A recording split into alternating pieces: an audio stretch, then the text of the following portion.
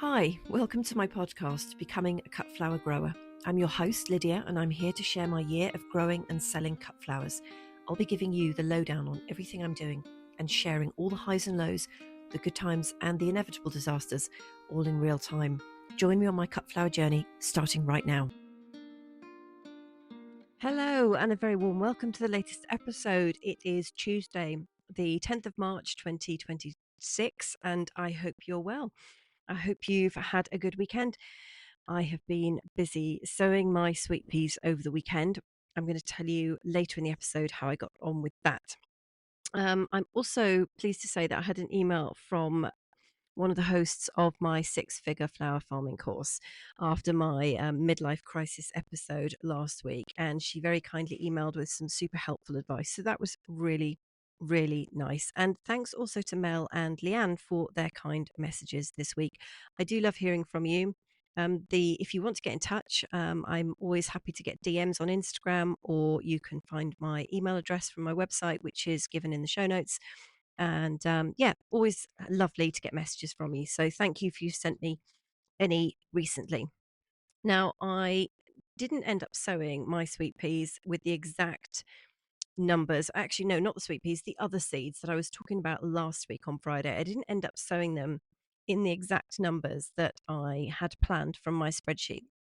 And that is because when I got outside, I realized that the soil blocker that I'm using has the capacity for 20 individual soil blocks. And so what it meant was that from now on, everything is going to be downloaded in terms of 20s, 40s, 60s, that kind of thing, rather than actually like 25 or any other numbers. Now, I also had a very interesting message from a fellow grower who manages to keep her status alive in -7 temperatures, which I think is very impressive. And I left some of my status down at the end of 2025 just to see what would happen. And they all passed away. And I'm not entirely sure that we got down to -7 here this winter. We may have done once, but I'm not sure we did.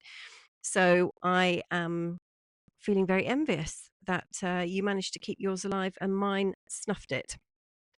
Now, thank you also. It's lots of thank yous today. Thank you if you've left comments on Spotify. So I am getting better at checking out Spotify. When I first started the podcast, I didn't have any listeners on Spotify. It was really just everything through Apple Podcasts. And because I listen through Apple, I kind of just got into the habit of not listening, of checking everything out on the Apple statistics. And then periodically I would check Spotify. And I actually now have more of you are listening now from Spotify than Apple Podcasts. So I have to keep remembering to check that more often. So I'm sorry if I haven't replied to your comment in weeks. I have just been through and replied. So thank you for leaving comments on there. Now, one of the things that I realized the other day when I told you that I'd been doing all my seed sowing is that I didn't actually tell you what I'd been sowing. So I thought I'm going to run through the list really, really quickly. And these are just the annuals. And what I realized this afternoon is that I actually need to sow more perennials as well, because you can sow lots of them from seed and it's like the cheapest way of getting perennials going. Long term game, obviously, they're not going to be up to much. Some of them do very well in their first year, like Achillea the Pearl flowered for me in year one. Others, like my Cephalaria, the big, massive scabious, that is still sulking. Hopefully, he'll do something this year. But if you have time, I think it's probably a good idea to sow some perennials so that you can just keep topping up your supplies. Echinacea is also a really, really good one to do from seed, very easy as well. So this is my list of just the annuals that I'm doing this year. So, and this is all in alphabetical order. So I've got Agrostemma, Ami, Antirrhinum or Snaps, Aster, Cosmos, Cruspedia, my little yellow golf balls on sticks, Didiscus. I'm trying Gomphrena this year for the first time. Larkspur also for the first time. Orlia, Panicum Frosted Explosion. I've got some poppy seeds to go in. Saponaria, also a new one for me this year. Scabious, Sunflower, the Pro Cut series, which I was recommended by a listener. So I'm looking forward to trying that. Sweet peas, zinnias, and then also Nigella, status, and stocks. And they're at the bottom of the list, not alphabetically, because I just added them on at the last minute. So there's what, 20? I think there might be 19 or 20 there. So that's quite enough. There's absolutely no more going on that list now. I've banned myself from buying anything else. So over the weekend, I was sowing my sweet peas, and I must say, I absolutely love doing the sweet peas. And I'd forgotten just how much I like doing it. And I found when I was doing the annuals last week, I did find it a little bit tricky with the soil blocker. And I know it's part of it's because I've never used a soil blocker before, and I was just still working out the technique, and there's a lot of faffing around with it. My fault, not to do with the product. And I was, excited that I managed to get so many soil blocks done and the volume of seeds I managed to do, and they hardly take up any space. And some of them are actually on a heat mat now, which is also a new thing for me. I got one in the sale last year in my local garden centre, and I've put up some wiring in my greenhouse, very Heath Robinson. So hopefully I won't electrocute myself. But the heat mat is in there. And so hopefully, as soon as the seeds have germinated, they can come off the heat mat and just hang out. And then the other seeds can go on the heat mat, because I've only got one and they're not enormous, unfortunately. But it was quite a fiddly little process, and some of the seeds were absolutely minute. And so it was very refreshing on Sunday to go in and just sow sweet peas, because I do mine in toilet roll tubes, empty toilet roll tubes, and the seeds are really big. They're perfectly round. They're so easy to handle. You don't have to worry about either inhaling them by accident, which I've done with other seeds, or taking a breath or coughing and something, and you lose everything that's in your hand or that you've just put out on the table. So a lot of fun actually just doing sweet peas. And I have been collecting old toilet rolls since this time last year. As soon as I use last year's batch, I start collecting, and I have got bags and bags and bags of them. They're all over the place. They're in the chickens' old layers pellets bags. And also, family and friends have been collecting them for me as well. So it's been like a huge group effort. And I decided this year to put them in crates. So I've been on a bit of a crate mission. It's a little bit like my pallets issue. When I started manifesting pallets, then they just came out of everywhere, and I had more pallets than I knew what to do with. Well, I've been manifesting for crates. And lo and behold, I have got masses of crates. And I pick mine up from like a vegetable shop, like a farm shop that has a vegetable section in it. And a lot of the vegetables and fruit come in these massive crates, and then the supplier doesn't take them back, so they have to get rid of them, and they often just throw them in a massive heap round the back. So I went and got loads of those. Some of my tulips got started off in crates, as you know, but because I've been manifesting like a crazy person, I just have masses and masses of crates. And I've had issues in the past doing my sweet peas in toilet rolls, where you try and stand the rolls up in sort of trays, a bit like a washing up bowl, but like a slightly lower one. And they sort of wobble and they fall over, and they were just quite difficult. So I thought I'll do them in crates this year, and you can absolutely jam them all in, and they are perfect. They stay upright, totally supported by the high sides. So I feel very excited about that. Now, I've been using up compost, old compost that's just sculling around in this huge, massive tub that I have in the garden. And I've been tidying the garden up as well and emptying out old pots and things that have sadly not made it. And so the compost tub is full to the brim with old compost. And there's absolutely nothing wrong with it. It is, I think, perfect for starting seeds. And I've never had a germination issue in the past. So I'm pretty confident using that. And it's lovely because it's been outside, it lives outside. It's moist, it's not soaking wet, but it just holds its shape really, really nicely. And it's a great way of recycling old compost. I mean, yes, you can put it on the beds, but most of my beds at home have got an ornamental bark mulch topping on the top to cut down on the weeding that I have to do. So it's not as easy for me to just chuck compost somewhere. So I like to recycle it with my seed sowing. And my understanding of seeds has always been that they don't need anything rich to germinate, but they will need nutrition later on. So in terms of just germinating sweet peas, they do absolutely fine in this compost. And the benefit of sowing them in the toilet rolls tubes is that sweet peas are one of those plants that grow a very, very long root, and they don't apparently like their roots disturbed. So some people have had problems when they try and transplant them. And you can buy root trainers from garden centers and online, and they're just like super deep sowing trays, and they're expensive, and you don't get very many of them in a packet. So you could spend an absolute arm and a leg. Whereas toilet roll tubes are free. So I think they are perfect to grow them in that. And I did them like this. I've done them like this for years, but last year was the first year when I actually grew my sweet peas up my Heras fence panels. Now, these are the big metal fence panels that you see on the motorways around building sites. They kind of slot into concrete blocks on the floor to stop them falling over, and you can lock them together with metal things. And they're what's around the perimeter of my flower plot, whatever you want to call it. Like, they keep the chickens in, they keep the predators out. They're not burglar proof, unfortunately, but hopefully no one's going to steal my flowers. Hopefully. But these Heras fence panels are absolutely perfect for growing sweet peas up. So you don't have to do any tying in, you don't have to do any faffling about, you don't have to put any supports in, no mesh, no netting, no nothing. I mean, I literally just grow my sweet peas up these metal fence panels, and they do the job perfectly. And they're very, very quick and easy to actually transplant out, because I just dig using my hori knife. I just pull a trench along the base of the fence panel, and then I literally just plop all of the toilet rolls in right next to each other, so that every sweet pea can go up a vertical bit of fence panel, and they just tie themselves in. So they just grow straight up the fence panels. And the only thing that I had to do was put some uh, protection the other side of the fence panel, because that's where my ducks hang out.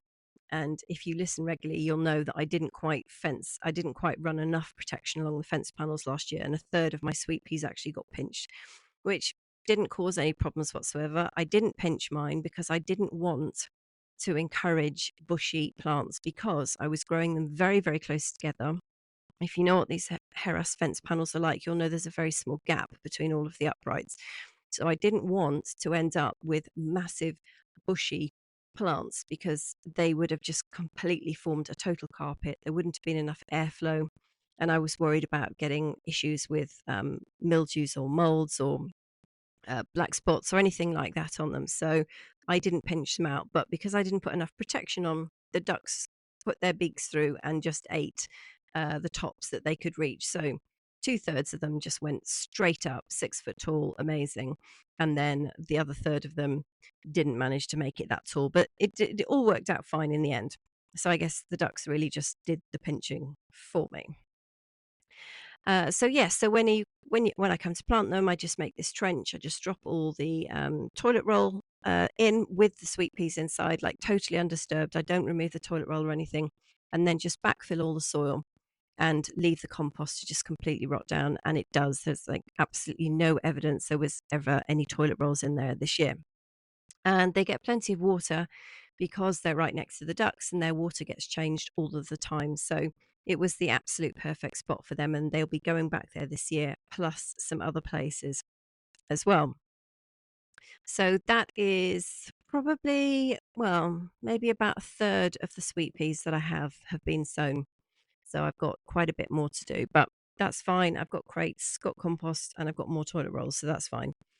Out of interest, are you trying this snail technique yet? Have you seen this on Instagram? I'm seeing everybody is doing these snail way of sowing seeds this year. I think I'll give it a go just to see what it's like if I have time. It's basically when you have like a roll of plastic or some kind of material. I think it's going to have some kind of rigidity to it, like not stiff plastic, but like an old compost sack that you've ripped up.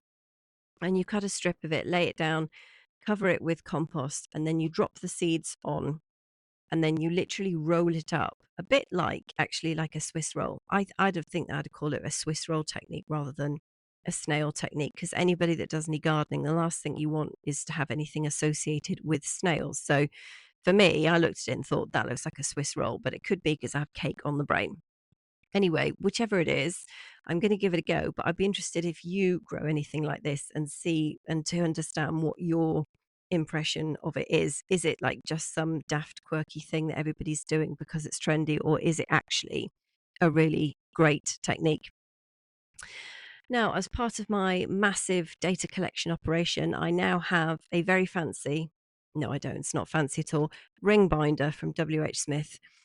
Um, which also, have you noticed they're like rebranding the stores TG Jones, I think? It's very odd. Very, very odd. I was listening to something about that on the radio and thought, what a terrible idea. Like WH Smith is an iconic brand. And anyway, apparently the only place we're going to find them now is in the airports. Anyway, I digress. So I have a ring binder, and inside this ring binder, it's divided into annuals, perennials, bulbs, roses, dahlias, shrubs, foliage, uh, bulbs. Did I say bulbs? Yeah. And between each of the dividers, there's crop production sheets. And this is my way of working out all of my cost of production as I go on, because I have found that it's just a bit of a faff using the phone to record everything like I do, because I don't take the ring binder everywhere. But the ring binder basically has all these individual sheets, and every crop that I'm growing has has its own crop production sheet, and it details basically the variety that I'm growing and all my expenses to do with that crop. So it's got a column for the time that I spend doing things and the date and what I actually did. And then it's got a column for materials and supplies and anything else that I've used and the cost for that. So it's very, very interesting to have one place that you just write everything down as the season is going along, because I know, I know that I have all of these spreadsheets, but I know that some evenings I'm going to be absolutely brain fried by the time I get in, and I'm not just not going to be turning the laptop and updating spreadsheets. And I do love to have a paper copy. And I think maybe I'll just have a ring binder, old school style here, with everything down on hard copy. And then it can get uploaded to a spreadsheet later or at the same time, depending on how I get on. But at least I have a hard copy. And I'm finding that very interesting, just to actually be able to just look at it. And it kind of makes me feel like I'm at school, but I hated school. So that's probably not a good thing. But I just feel very organized when I have it. It's reassuring to actually be able to touch the sheets and physically write stuff in with a pen, just in case I have a laptop disaster, which is highly likely given how many technical disasters I keep having. And I also sowed some of my veg off over the weekend as well. So I've made a start with spring onions, chard, peas and broad beans. So that feels really good. And I've thrown caution to the wind and not written anything down to do with my vegetables. I'm just doing that with just wild abandon. No timings, no data, no records, nothing. I'm just sowing it and I'm just enjoying it. And it has been really good fun. So, for the final part of this episode, I'm going to answer two brilliant questions that I had from listeners this week. Now, I'm not using your names just in case, so you may or may not recognize your own question here. But the first question was, which soil blocker do I use? Now, I am using one from a British company called Ladbrokes Soil Blockers.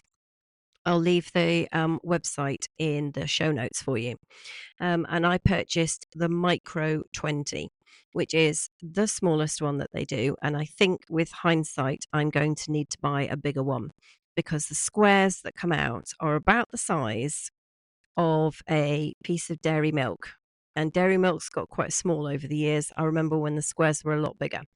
So you get 20 little squares with the Micro 20. And by the time you've plopped two lots out, so that's 40 individual cells, it looks like an entire large size of dairy milk.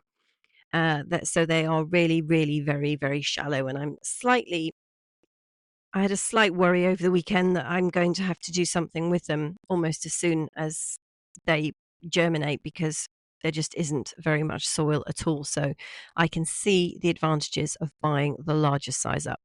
There are other manufacturers of soil blockers. I think, but I'm not speaking from experience here, but I think they're all very much of a muchness. I don't think anyone is like completely breaking the mold with these things. They all look the same. They all behave the same. I mean, I wanted one that was made in the UK. I wouldn't get one from anywhere that's come in from like halfway around the world that perhaps isn't a product that they use regularly. Get a decent one that's made by a nice British company or American company or wherever you're listening from if you can.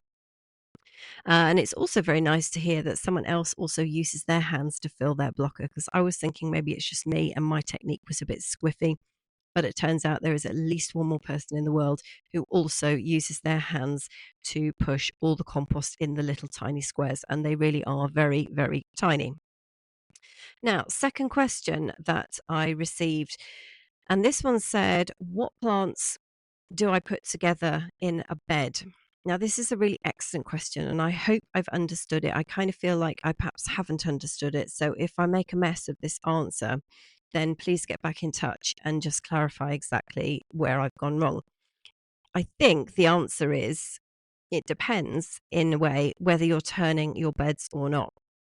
So why would you turn your beds? Well, if you're growing in a really small space and you need to get crops throughout the entire season from one small space, then you're going to be turning your beds. And you're going to be doing that as well if you want to increase productivity, or if you suffer any losses, like a pest comes along and ruins the entire crop, or crop just fails, or it's just no good, like my apricot cosmos last year, it was rubbish. And if you clear out one succession in order for another one to follow on, you would turn your beds. So I'm just wondering if that is what you meant, as in, what would you put together so that you can make one bed do multiple different flowers over the course of a year? And if that's what you mean, I know what you mean. I didn't do this in 2025, even though I did have a couple of opportunities. So, for example, my Nigella, I had the blue one and the pink one. Due to some chaotic events, only the blue one actually made it into the ground. I did find a tray of the pink stuff somewhere, and it was just too late to even put them in the ground. It was too hot, and they didn't make it, which is a shame because I expect they were very pretty. So the blue Nigella, I was actually growing it for a wedding that my wedding and event florist had pre-told me about, and I did not have it ready in time. And so it wasn't what she needed by the time I had it ready. So I kept it, didn't actually manage to sell it to anybody else. And then I thought, well, I'll just dry it and keep the heads over the winter and sell those. Well, that didn't work either, because just about the time where the heads ripened and were just looking really beautiful, the drought and the heat wave broke, and we just had torrential rain, and they got all wet and soggy, and they were just horrible. So I didn't even end up cutting and drying any of those either. So that was all a bit of a disaster. But what I should have done was just cut my losses, cleared the bed out, got rid of it, and put something else in there. Now, if I have misunderstood the question and you mean what would grow together well in a bed, the considerations I would have would be to grow things that are growing at the same height. So this really applies if you have to stake or support anything. You don't want to have a bed where some stuff is 6 foot tall, then you've got something that's 2 foot tall, then you've got something that's 3 foot tall, and you will either be netting unnecessarily over plants that are too short to appreciate it, or you'll just find that you the netting is just a total disaster because you've got all these different heights in it. The other thing you would want to do is make sure you grow plants together that enjoy the same soil conditions. So if you've got a particularly dry bed, or conversely a particularly wet bed, you want to make sure that you're growing the plants in there that are going to enjoy those particular conditions. Don't just put them in there together because you've got the bed space. If the soil isn't right, the plants aren't going to be happy. And also that applies for light levels. If you've got a really hot, sunny bed, then don't put plants in it that aren't going to enjoy that, even if the plants next to them are doing really well, because it could be that they actually like those conditions. And the other thing that I'm going to try and do more of this year is growing my annuals interplanted between other things like foliage or perennials. So I've already got my bearded iris coming up between the peonies, and I'm going to grow things around lots of other plants that I've got there that are just going to be sitting there all year round, not doing very much, not growing particularly fast like the foliage. And I'm going to try interplanting my annuals in there to maximize the space that I've got in my bed. So I hope I've understood the question. As I say, if I haven't, please get back in touch and I can touch on it a little bit more. Now, in Friday's episode, I'm going to talk about how I constructed my website and all about my website, including hosting, domain names, how I did it, and some tips for doing that, because I had a brilliant question from a listener asking, was it easy to set up and who is the provider? And I would love to talk about it, but I think I've been talking about it and about talking in general for enough this evening. I'm going to save that for Friday's episode. So I'll talk all about that. And if you're curious and you've been thinking about a website, then you might find it interesting. I hope you find it interesting anyway. So please come back and join me for Friday's episode. I'll also be doing my plant profile of the week. So have a wonderful rest of the week, and I'll catch you on Friday. All the best.